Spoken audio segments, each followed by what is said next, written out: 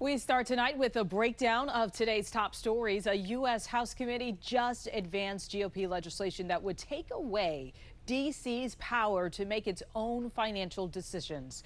I'm Michelle Marsh. And I'm Josh Chapin. Our Washington, D.C. reporter Felicia Ashley joining us live from Northwest. Felicia, requires D.C. taxes and fees to be approved by Congress first within 60 days. Fill us in here. That's right, and D.C. leaders are calling this an attack on home rule. Some Congress members themselves saying that Congress can't even handle its own budget, so it shouldn't try to take over D.C.'s. But those in support of this within Congress say that some of the socialist actions they're seeing need to be stopped. Republican Kentucky Representative James Comer introduced the D.C. Taxing Authority Review Act. Do you believe in states' rights? I do believe in states' rights. Well, then why do you not support the sovereignty and independence of D.C. to make its own budgetary decisions? It's not a state. And we have legislative jurisdiction over Washington, D.C. We don't want to see more economic decline in this city as a result of a socialist takeover. D.C. Delegate Eleanor Holmes Norton said Republicans have introduced more than 130 bills and amendments that interfere with local D.C. matters and repeal home rule. I strongly oppose this radical, undemocratic, paternalistic, and unworkable bill. I spoke to leaders, including Council Chairman Phil Mendelson, as the committee prepared for their vote. If Congress or members of Congress think that they actually are able to legislate for the district, let's look at how they've done with their own budget. Let's look at what they've done with our judges, whom the Senate has to confirm and doesn't.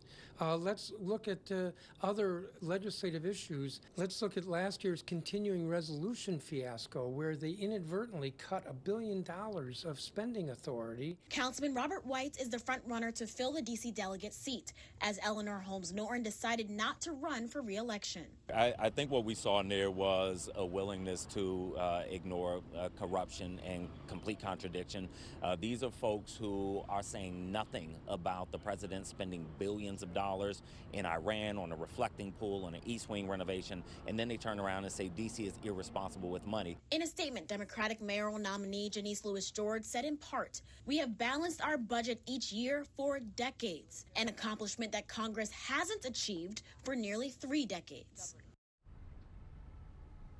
I also received a statement from Mayor Muriel, who said in part that the federal government shouldn't try to essentially control how the district spends or raises money, but instead try to fix the issue it created with the DOGE cuts. Back to you. Well, Felicia, what inspired this legislation, and is it clear to you why it's being pushed now?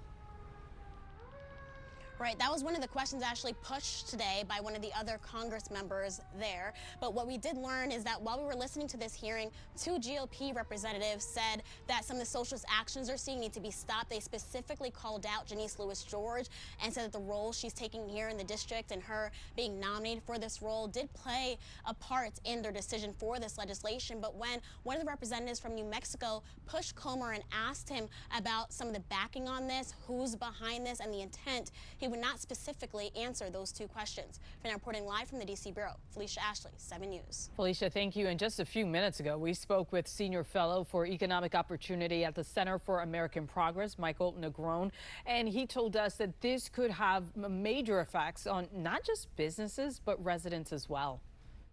For example, D.C. has a long-standing vacant property tax that exists to try to create incentives for vacant properties to be converted to productive use. The district can't do any of that stuff, right? And so that means consumers stand to lose, businesses stand to lose.